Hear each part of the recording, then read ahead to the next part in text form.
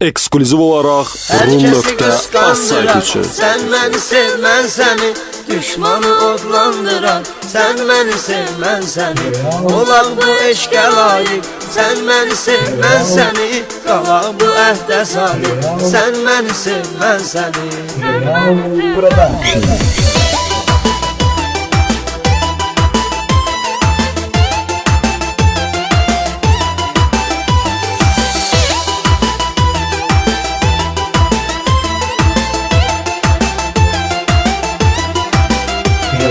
Biz de sevenler kimi yana kalışak sevgilim. Bu eşki doğrultmağa gel çalışak sevgilim. Ayrılık asan koyar, üzmesin hasret bizi. Bir döyünsün yürekler, tez kovuşak sevgilim. Olmayan bu sevgiden mahkuman ayrılmaya.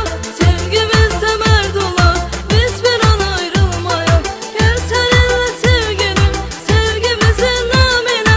Ehdi peyman eyleyek, hiç zaman ayrılmaya. Hiç zaman ayrılmaya. Herkesi kıskandıran, sen beni sev, ben seni. Düşmanı adlandıran, sen beni sev, ben seni. Olaq bu eşke layık, sen beni sev, ben seni. Qalaq bu ehdə sadık, sen beni sev, ben seni.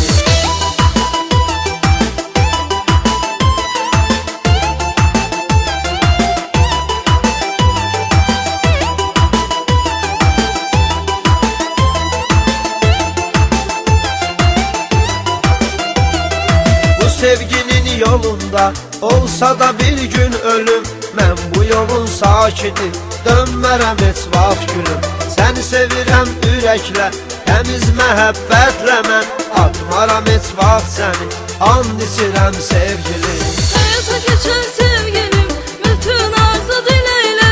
Birbirine kavuşsun bu iki seven yüreğler. Şadim ömreyle, birbirini çok seven. Esmesin aramızda, hasret oldu küleyle. Hasret oldu küleyle.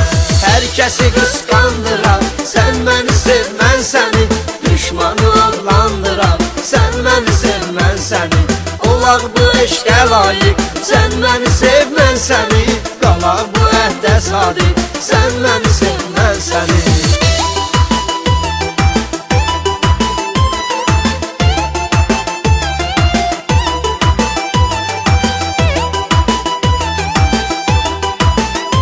Rum.az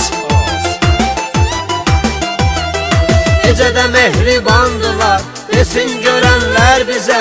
Heyrətə gəlsin gərək, diqqət edənlər bizə. Elə sevək ki bir-biri, tarixlərdə iz qoyar. Baxıb ibrət götürsün, bütün sevənlər bizə.